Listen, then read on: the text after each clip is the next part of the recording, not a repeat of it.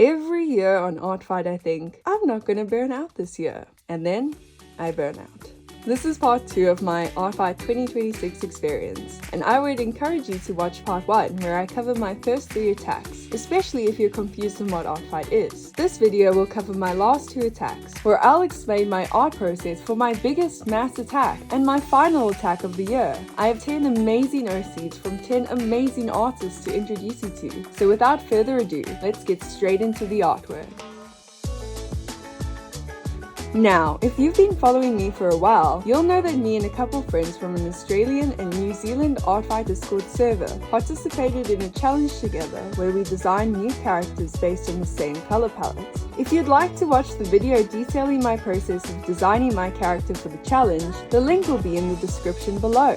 Now, what's the fun of being part of a match set without making and receiving mass attacks of all of our OCs together? I'd already been lucky enough to be a part of a mass attack from Magic Pumpkin, which I covered in my previous video, and I was eager to make a mass attack of my own for my friends. I had a very clear idea of what I wanted to do. An aquarium scene, as 2 of our OCs are water-based. I also knew I wanted to throw in as many references to Australia and New Zealand as possible. I had drawn a thumbnail of all of our OCs interacting together traditionally, which I drew over the top of on Ibis Paint. As I draw, I'll go through each character and why I chose each pose and expression for them. I'll start with Jerry the Wyvern, belonging to Tone Down 1. In their words, Jerry the Wyvern really wants to be a plant, so they often stay very still near other plants to learn and mimic their traits. Originally a single-headed, wingless creature, Jerry grew his sibling clones over time, and they helped grow their arms into wings. They're a very cute little guy and remind me a lot of a cherry tree, which is likely where their name comes from. For their pose, I decided to depict their personality traits of trying to be a plant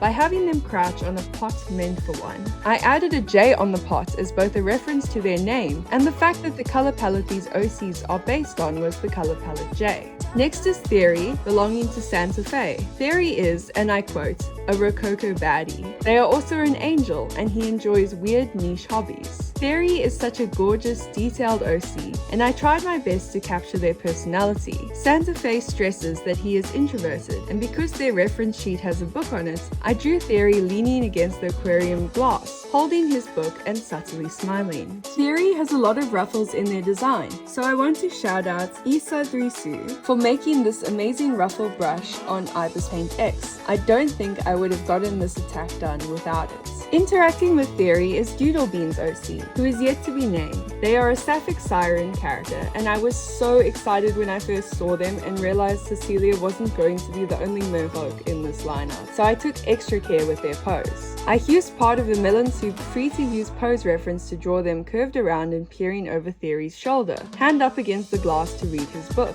I tried to give them a curious expression on their face. Next is Valerian, who belongs to Warlow, one of my oldest and dearest IRL friends. If you think Valerian is absolutely adorable now, wait till you hear what Warlow has to say about her. Valerian is a sweet fawn inhabiting a magical forest. Her favorite pastimes include picking berries, hosting tea parties with her friends, and singing along with the birds in the crisp air of the morning. She is just a little friend-shaped critter. If that doesn't make you want to adopt her immediately, I don't know what will.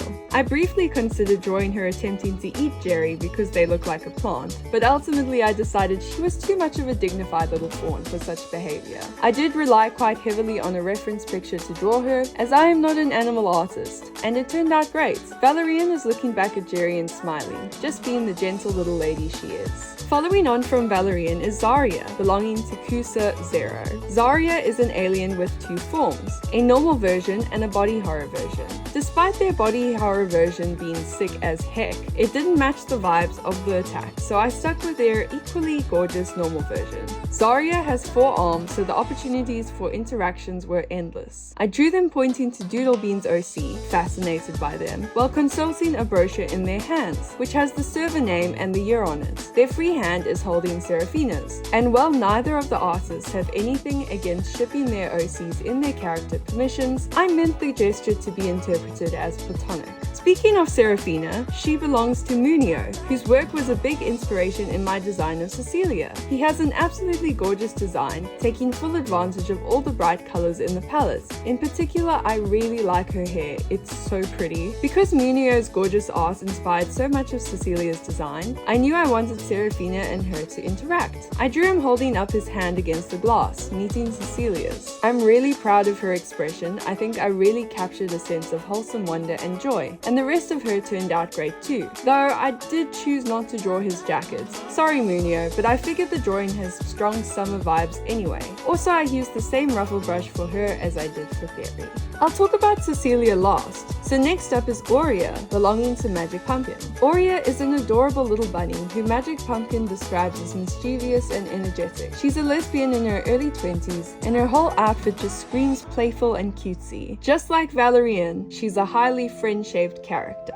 Because she's the extroverted type, I drew Aurea interacting with, well, everyone, but especially with Mayu. My thought was that Aurea and Mayu went on ahead to the gift shop, then returned to tell the others to hurry up and join them, hence why Aurea is waving them over. Mayu is a little more shy than Aurea, however. Mayu is an adorable alien who belongs to Puffyfish. She is a stern and perceptive barrister with a checkered past, and is yet another sapphic OC for the lineup. Mayu also has an absolutely gorgeous hairstyle, and I love her glasses. I imagine that Aurea took Mayu under her wing for this excursion, despite the fact that she is the elder of the two. Mayu has law money, so she got a whole bunch of plushies from the gift store. She got Wormston, the official Artfight mascot, and two of my favorite aquatic Aussie animals, a loggerhead turtle and a blue-ringed octopus. I popped the Australian flag on the back of the loggerhead as well, just for the fun of it, and added a tag with my name on it. I don't usually watermark my work, but I figured since this was a gift to my friends, I may as well add that personal touch. And now we finally get to my OC, Cyercelia, or Princess Cyercelia of Elegance, if you'd rather use her full title. I know she would prefer you didn't, given that she never wanted to be a princess in the first place. And if that sounds interesting to you, do check out the video about her lore in the description below. Like I said earlier, I wanted Cyercelia to be interacting with Serafina, pressing her hand up to his on the other side of the glass, with a similar expression of wonder and joy on her face. In the end, I think it turned out really well, and the interaction is super cute and wholesome. But holy crap, drawing Cyercelia took me forever. I was cursing my past self for designing her with so many details. It made me feel so bad for everyone else who attacked her this year. Anyway, by the time Cyercelia was done, I really did not have time for my usual shading process. I settled on some extra shading on the fabric of some of the OC's outfits, notably Aurea and Serafina's, and threw in some warm yellow lighting on top of the scene. Speaking of, I added some fun elements to the background, such as coral and fish in the tank for the aquatic OCs, a texture filter for the glass, and an overlay of the top of the water's surface seen from below. The floor of the aquarium itself is comedy and mysteries colors, while the walls are tragedy teal. I made a little sign with the Artfight logo and the name of our Discord server on it, and popped the flags of our nations and their respective indigenous cultures on the wall above Jerry.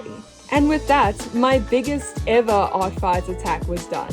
I called it a day at the Ozfight Aquarium. Though I am admittedly disappointed that I couldn't shade it fully, I am still very proud of how this attack turned out. It was a huge undertaking, but it was well worth the effort, and I am very pleased to report that my friends liked it.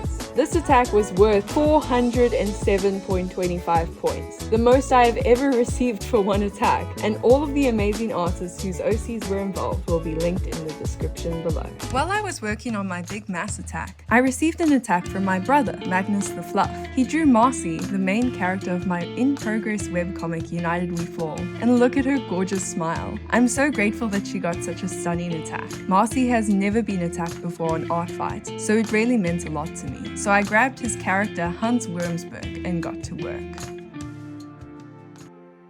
Hans Wormsberg lives in the Wormiverse, a universe much like our own but populated by worms. Living through that universe's version of World War I, known to them as Worm War I, poor Hans is an infantry worm fighting for the Worman Empire in the Battle of the Worm. Take a shot every time I say the word worm. Anyway, Hans's lore is not set in stone, but my brother stresses that the most important thing about him is that he is the embodiment of the 1,000-yard stare soldier meme. Of every battalion he's been a part of, Hans always ends up as the only survivor. He is a very lonely, very traumatized little worm. Speaking of, I should probably address the invertebrate in the room, which is why I chose to draw a non-human character. The fact is, with less than 24 hours to go, I just didn't have the time or motivation to draw one of Magnus's more complicated characters, so I went for the Icenia fetida instead. Plus, I had a really good idea for this attack. Hans is such a genuinely unique OC that it was easy to come up with situations to put him in. I briefly considered throwing him into the Battle of Osawik, or Ossawyrm in this case, but ultimately I chose to give him a happy ending. I drew him after the war as an older worm, regaling his grandworms with tales of the trenches. Honestly, I don't think I could have chosen a better character for my last attack, because the whimsy carried me through the burnout. I did trace over his rocking chair, sue me, but I added some details to the wood to make it look like it's modeled off of worms. I designed Hans a new outfit to show his age, giving him a grandpa vest and some glasses, which had the added benefits of helping communicate his expression. When it comes to his grandworms, I'll begin by sharing their names: Frederick, Johann, and Samantha Sammy Wormsberg. I didn't copy the colors of Hans's body for theirs exactly, adding enough variation to make the piece visually interesting, but similar enough to show that they are related. Frederick is the closest to Hans, with almost the exact same shade of pink, but for Johann I went for a more orangey shade, and Sammy is a very light rose. I kind of just had fun with their outfits. I went for vaguely 40s and 50s inspired children's clothing. Frederick's sailor outfits and Johann's aviator cap can be interpreted as a nod to the war as well, but mostly I just picked clothes that I thought would look cute on worms. How does Sammy's bow on her head stay up, I hear you ask? Sheer force of will, that's how. Admittedly, Hans's actual speech bubble was more of an afterthought than it should have been because I got so wrapped up in the outfits and the rocking chair. I quickly drew up Hans as he appears on his character reference and photo bashed a passable World War I trench together. I also added plenty of fire and a few sweat droplets to show that he is having a terrible time. And it's done! I dubbed this attack Gather the Grandworms. I really didn't think I'd be ending off Artfight 2026 with worms, but hey, this one came out super cute, and Hans was genuinely a delight to draw. This attack earned 126 points. Magnus the Fluff's Artfight will be linked in the description below. Before I end off, in the last few days of Artfight, I received an attack from Illustrations of my arcane fan character, Lysandra Vinzale. It's such a gorgeous, dynamic drawing, and I really feel like they nailed her aura. I absolutely adore it, and I will definitely be getting revenge on them next year. Cyercelia also got featured in yet another mass attack, this one from Munio, and it's animated! I cannot even begin to tell you what an honor and a privilege it is to be featured in an animated attack. I'm purposely only showing the frames with Cyercelia in them because you should go and watch the full video linked in the description below because it's absolutely incredible. The fact that Serafina and Cyercelia are dancing together is so wholesome and adorable. I love it. Also, the results are out and Team Comedy has won. It's always a bittersweet ending when Artfight ends, but now that it's over and I've recovered from my burnout, I can go back to other projects, like the Australian Digital Circus.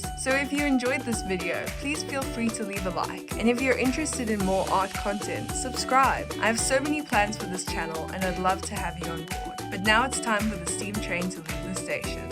Farewell!